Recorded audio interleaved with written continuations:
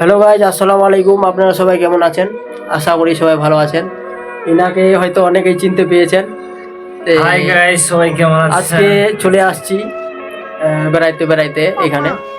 তো আসলে একটা কথা বলছিলাম যে যারা চা দিয়ে বন্ধুত্ব মানে টেস্ট করে, তাকে নিয়ে কিছু বলেন।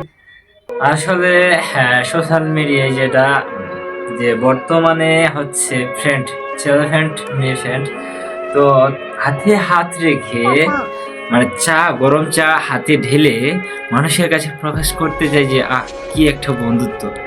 আসলে সে সত্যিকারের বন্ধু, সে এমনিতেই পাশে থাকবে, মানুষকে দেখাবে না।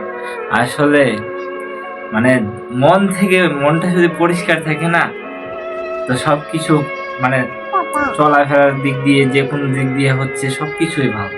ঠিক আছে, তো এই জন্য সর্বোচ্চ হচ্ছে আপনার নিজের ইমানটা ঠিক করে, তো দুনিয়ায় ঠিক। চা দিয়ে কখনো ভালোবাসা চেক করানো যায় না, বন্ধুতা চেক করানো যায় না।